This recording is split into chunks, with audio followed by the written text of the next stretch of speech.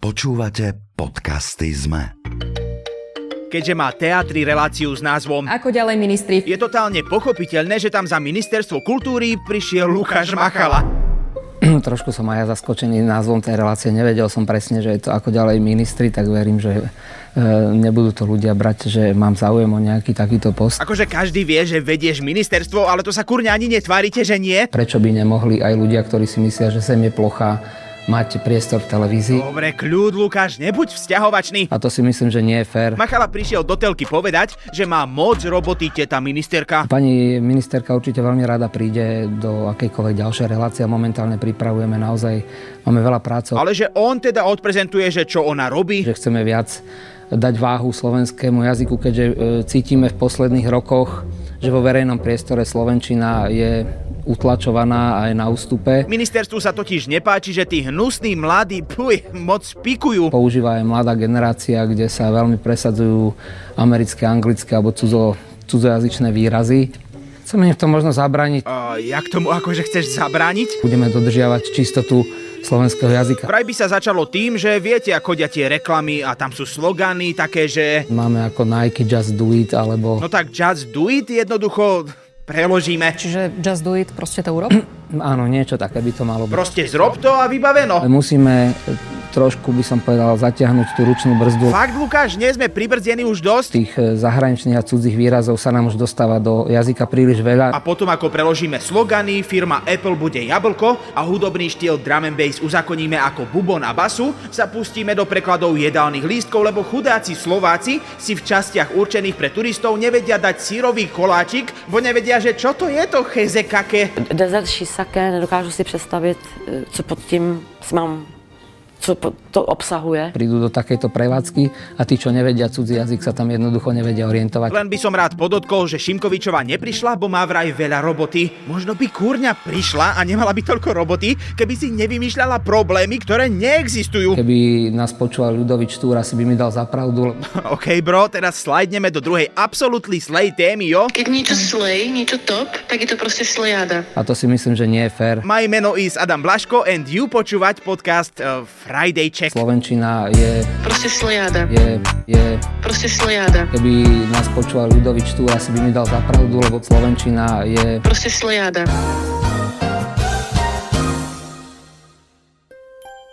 Bol raz jeden outlet, Vo Voderadoch, ktorý je opustený. ktorý sa predával za 10 miliónov, potom za 7 miliónov a keď nikto furt nekupoval, bo to bolo draho, šiel až na akciovú zvýhodnenú Black Friday. Black Friday! Super duper cenu len neuveriteľných 5 miliónov eur. Dámy a pánové, díváte se na mě fascinováni, absolutně nemí. To je konečně jednou skutečná špičková reklamní akce. A potom povedal štát, že super, dám 17 miliónov. A to se vyplatí. Pri tomto Doriti už aj babka násilne odvedená autobusom pod zámienkou piesni Karola Duchoňa musí cítiť, že tu kokos niečo nehraje. Tých 16,9 milióna je najefektívnejšie, najekonomickejšie a najrýchlejšie riešenie. Hovorí bývalý minister investícií Kmec, odvolaný kvôli tomu, že aj Fico uznal, že chlapci, ty kokos, moc okato to robíte, moc okato. My sme v tom nevinne. Spôsob nákupov Kmeca je, že keď niekto chce, 2+2. on dá veľkoryso. Proste zoberte si, nech nežerem. Sa hovorí, vitaj v slovenskom podnikateľskom prostredí. No na druhej strane je cool mať konečne politika, ktorý dá viac, než sa od neho očakáva. Paráda. V dozornej rade firmy, čo outlet vlastní, je influencerka Ema Lacová, ktorá sa preslávila jednou pesničkou a v nej síce nedala odpoveď na prelomovú otázku, Ako chutí Putinov kok? ale za to nám čo to povedala o veľkosti jej prirodzenia. Za čo? Prečo? Ja neviem, Robo, ty jej dávaš peniaze, ty povedz. Moja p***a nie je skromná, jej veľkosť je ohromná. Moja p***a nie je skromná, každého čaba odrovná. Proste keď používaš slovo Putinov kok? tak si protištátny živel a mal by si byť v base jak, čo ja viem, jak Bombic, ale keď dáš slovo Moja p***a... tak zober si 17 miliónov eur. No, to znie crazy. Crazy a to je slejáda, že sa to takto podarilo, no. Asi to je môj jediný koment, že to je slej, že to je top. Odpovedala redaktorke Barbore Šišolákovej z 360-ky, influencerka z dozornej rady, ktorej otec vlastní firmu. No to je asi úplná slejáda potom. Čo to kurňa je? Akože kde je Machala, keď potrebujeme čistotu jazyka? Čo to je? Slejáda. Keď niečo slej, niečo top, tak je to proste slejáda. Lukáš, ty vole, volaj žandare hneď! Budeme dodržiavať čistotu slovenského jazyka. A hoci my sme krajina, kde vytunelujeme ešte aj tunelovanie tunela a rozhodne by sme dokázali zahrať, že nadhodnotenie kúpnej ceny pre kamoša o viac ako 10 miliónov eur je, že total slay, no toto je tak priezračne dementná kauza, že aj vládni predstavitelia si povedali, že chalani, toto stopnime. Ruším. Drucker to pozastavil, že nech sa to prešetrí. Zatiaľ nevieme, či obchod bude aj úplne zastavený. Len teda, keby nebolo jednej reportáže na 360-ke, tak by tí spravodliví hospodári obchod dokonali. Proste hnusné, progresívne protislovenské prostitútky jedni, čo sa nám furt hrábu do nášho bangin, akože bangin slej šalátu. Keď si už youngster a si spravíš, že bangin šalát, vieš, napríklad. A Robo, myslím, že teraz je čas vymyslieť nejakú hrozbu, pred ktorou nás aspoň fiktívne ochrániš, čo ja viem, migranti, Gruzínci, armáda zombíkov, just zrob to, Robo. Sorry, máte o 30% drahší plyn. Čo my s tým máme? O nie, Robo, plyn? Čo budeme teraz robiť? Prvýkrát pristupujeme k adresnej energopomoci. No, vidíte, aký je Robo Slayboy? Hoď vám z vrecka ťahá 10 miliónov eur pre kamoša, do druhého vám zaraz a z fleku dá aj 5 eur. On má veľa peňaží. Čo potom to mi spraví? Poviem, Rišo, daj mi to testovrát, daj mi aj viac mi dá. A inak energopomoc bude z európskych peňazí, čo znie, že občas je tomu Robovi tá Európska únia je celkom dobrá. A ak sa pýtate, že aká bude tá adresnosť, tak... Energopomoc, ktorú poskytne vláda Slovenskej republiky, sa bude dotýkať 90% domácností. Dobre, ne? No proste adresne sa dá skoro všetkým, bo chudák nevie Robo určiť, že kto je bohatý a kto nie je bohatý. Je to strašne ťažká práca určiť, kto je majetný a kto nie je majetný. V slovenských pomeroch povedať, kto je bohatý a kto nie je bohatý, je niekedy pomerne ťažké. Ale inak toto Robovi naozaj nezávidíme, lebo keď vytvorí štát, ktorý vyslovene motivuje ľudí k tomu, aby nepriznávali svoje príjmy, je dosť ťažké zistiť, že aké majú príjmy. Pomerne ťažké. Je alebo nie je správne chrániť slovenské domácnosti pred 30% navýšením ceny plyna a tepla? Ja si myslím, že je a myslím si aj to, že by bolo celkom dobre ľuďom povedať, a preto to hovorím druhýkrát, že je to z európskych peňazí a aj to je dobre povedať, že cena plynu tak extrémne vyskočila najmä kvôli ruskej agresii. A vysoké sú pretože ak si spomínate, ak vládla opozícia, tak vtedajší vládni predstavitelia sa predháňali, kto skôr príjme aké hlúpejšie rozhodnutie. Ja si rozumiem, chlapci, že vám to nesedí do naratívu, ale je to fakt. Za toto môže Rusko a vy stále tlačíte na to, že chcete ich plyn. Výrazy tlačíme, netlačíme. A dokonca ten ruský plyn už vychádza drahšie. S Maďarmi sme jediná krajina, čo ho odmieta prestať brať a vyzeráme kvôli tomu jak idioti, lebo priamo dotujeme vojnu. Dodávky plynu a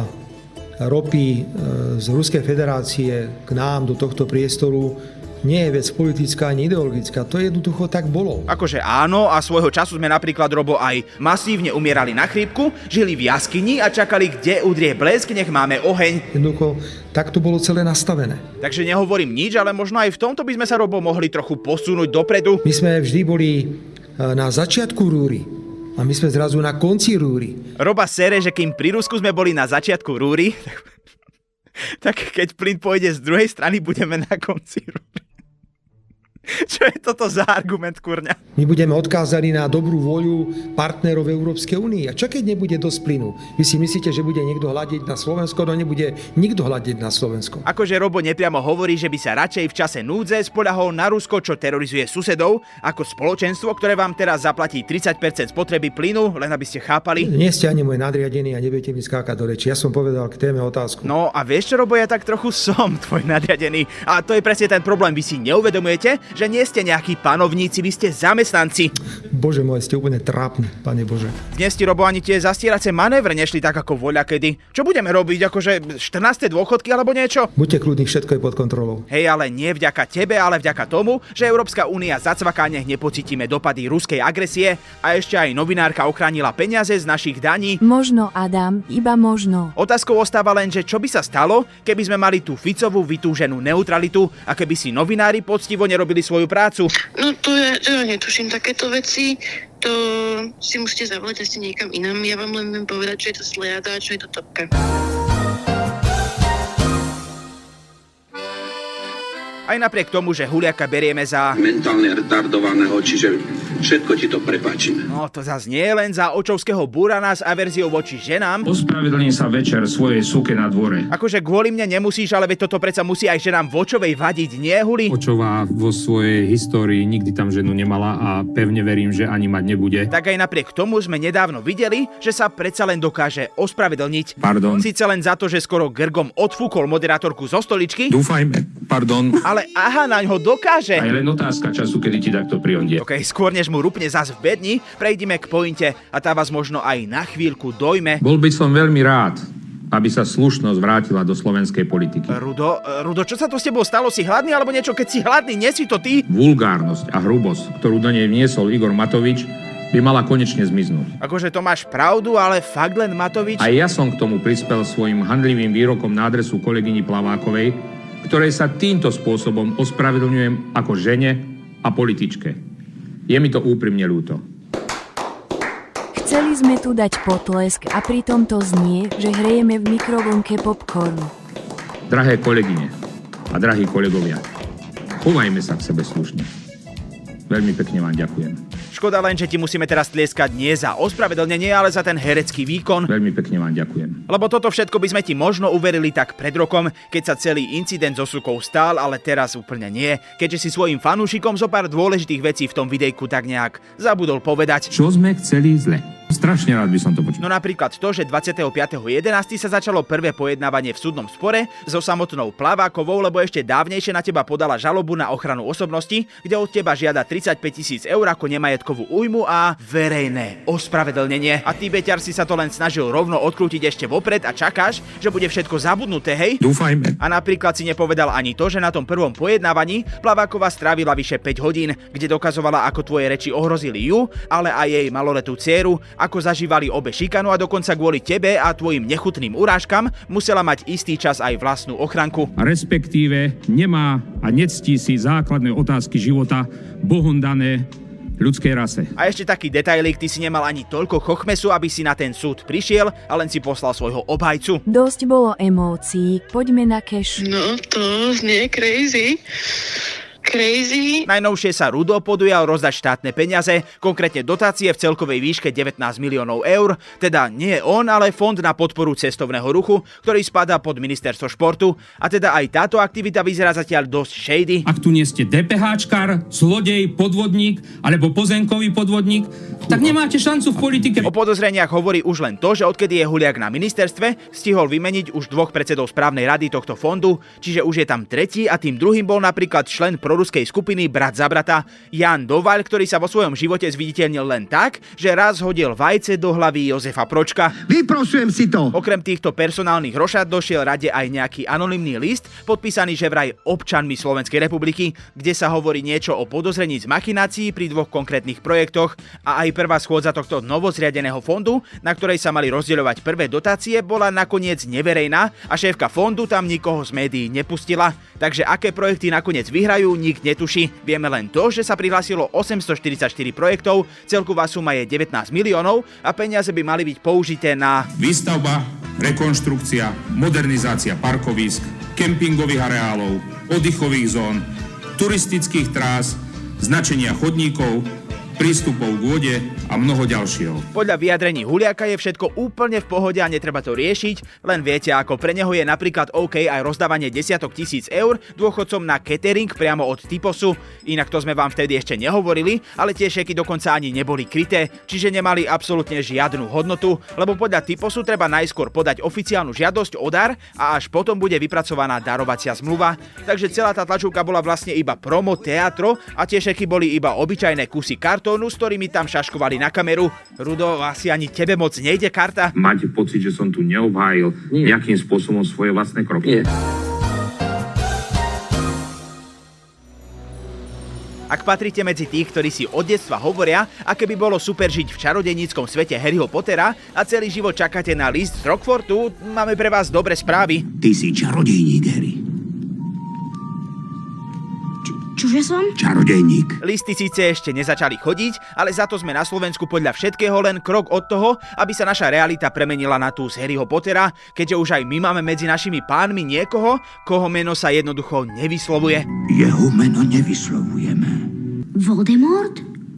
V našom prípade je tým človekom ministerka kultúry, ktorá ponovom začala ľuďom zakazovať, aby o nej hovorili. A čo s tým, čo? Ministerka kultúry Martina Šimkovičová totiž uspela so žalobou na bývalého šéfa SND Mateja Drličku a krajský súd rozhodol o tom, že o nej Drlička vo verejnom priestore nemôže hovoriť. Akože absolútne vôbec, hej. Hej, absolútne vôbec a nijako nikde, dokonca ani pozitívne. Normálne ju nemôže ani pochváliť. Povedzte si, som milá, múdra, dôležitá a vám odporúčam. No a za to sa Martina zase raz stáva tragédkou týždňa. Tragéd týždňa. Možno si ešte pamätáte, keď súd zakázal Ľubošovi Blahovi hovoriť o prezidentke, že je americká agentka. Nemôžem povedať pravdu o prezidentke Čaputovej. Poprosím vás, povedzte to za mňa.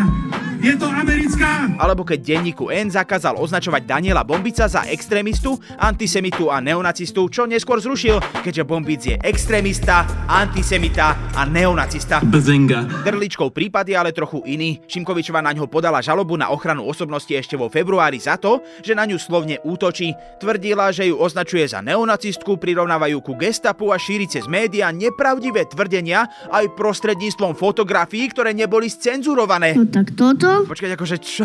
Akože ju uráža, keď niekto ukáže jej fotku bez filtrov na omladzovanie tváre, alebo ako tomu akože máme rozumieť? Ja neviem už. Ministerka sa odvolávala na 3 zdroje, ktoré pripojila ako dôkaz. Jeden obsahoval len citát ministra Tarabu o tom, že Drličkovo prirovnávanie Martiny ku gestapu je začiarov, ale nie Drličkov reálny citát. Ďalší bol zase rozhovor z online televízie DVTV, z ktorého bola akurát tá časť, kde mal byť urážlivý výrok za paywallom. Zaplať. Čo by teda nebol až taký problém, keďže predplatné stojí 5 eur mesačne, akurát, že zabezpečenie dôkazov je povinnosťou strán sporu a nie súdu, takže súd nakoniec namiesto 3 dôkazov pracoval len s jedným. To je málo. No nakoniec to asi bolo dosť, keďže išlo o rozhovor pre český podcast Kam jdeš, v ktorom Drlička na adresu ministerky povedal, že mňa keď odvolala Martina Šimkovičová, čo je akože regulérna neonacistka. No a na základe tohto jedného výroku súd rozhodol, že Drlička sa od 6. decembra už nebude môcť k Martine vyjadrovať, zatiaľ čo v ostatných prípadoch súd vždy zakázal používanie konkrétnych slov či výrazov. V tomto prípade má bývalý šéf SND úplne zakázané vyjadrovať sa o Šimkovičovej na sociálnych sieťach, v printových médiách, v online, v blogoch, no proste úplne všade. A ešte k tomu Martina žiada aj náhradu majetkovej újmy vo výške 50 000 eur. A není to málo, Antone Pavloviči? Len aby bolo jasné, neonacizmus sa vyznačuje znakmi, ako je antisemitizmus, rasizmus, xenofóbia, homofóbia a odmietanie demokracie a právneho štátu, čo akože Martina... Európa vymiera. Nerodia sa nové deti, pretože je tu pretlak LGBTI. A zvláštne je, že pri bielej rase. Tento výrok mimochodom podľa politologov odkazuje na neonacistickú konšpiráciu o tzv. Veľkej výmene, podľa ktorej elity kontrolovane nahrádzajú biele obyvateľstvo migrantmi. Každopádne toto rozhodnutie znamená akurát to, že ponovom si pri hovorení o Martine ľudia budú brať príklad z Harryho Pottera a sám Matej Drlička povedal, že zmení sa len to, že keď dostanem otázky o pani ministerke, odpoviem vetnými členmi, ktoré sa k nej konkrétne nebudú usúvzťažňovať. Bude to vlastne zamlčaný podmet. Takže mi len toľko, že tá, ktorú netreba menovať, je naozaj regulárna neonacistka.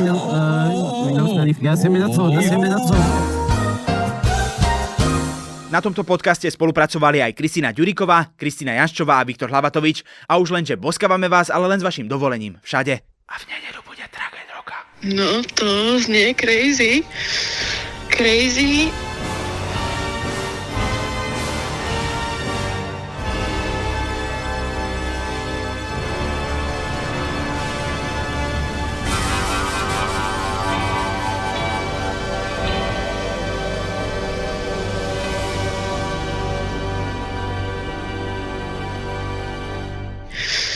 Crazy